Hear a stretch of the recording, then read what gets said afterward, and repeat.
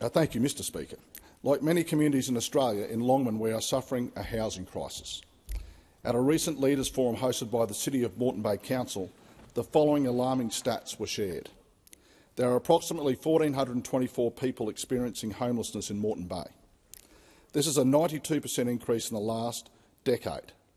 Mr Speaker, these are not all what many people would picture as stereotypical homeless people, unemployed, dishevelled individuals with substance abuse issues.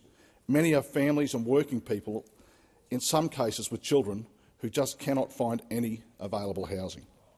One of the issues we have around finding a housing solution in this country is that it requires all levels of government to play their individual parts. The federal government provides the funding, the state and territory governments should build the housing, and local governments should ensure developers are able to simply and affordably develop new housing estates in faster timeframes. This means cutting red and green tape and government fees.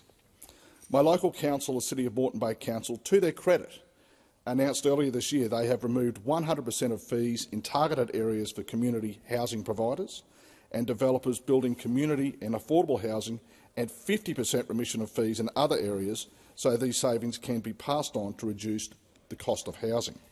I encourage other LGAs around Australia to follow suit. I was fortunate to be on a committee in the last term of government that held an inquiry into Australia's housing shortage and affordability.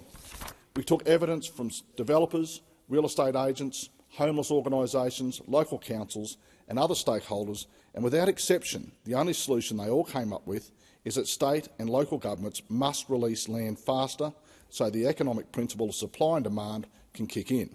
If there is more stock, then prices will drop. It's that simple. Some will say that the answer is simply more funding for social housing.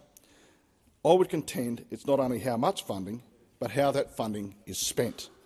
So I went and had a look at how in my home state of Queensland the money on social and community housing had been spent over 6 years from 2015 to 2020, which is the most up-to-date data I could find. In that time, the federal government had provided to the Queensland State Labor Government a total of $1.7 billion for housing. In that same time period, the total social and community housing in Queensland went from 71,183 to 71,424 dwellings. That's an increase of just 241 or 49 new dwellings per year on average over 6 years. This means that each home cost on average $7,344,400 per home. Mr Speaker, I'm in the wrong game. This is a perfect example of how managing money correctly gets outcomes, not just spending more money gets outcomes. In business, if you gave an organisation or individual $1.7 billion to provide housing that on average over that period should have cost no more than $400,000 per home, and they charged you over $7 million per home, you'd stop dealing with them. Surely. So why don't federal governments of all political persuasions stop funding state governments who don't deliver and give the funding to not-for-profits or non-government organisations who I'm sure will deliver houses at a price tag less than $7,344,400 per home? Mr Speaker, one of the attributes of leadership is prioritising tasks and issues that you are dealing with.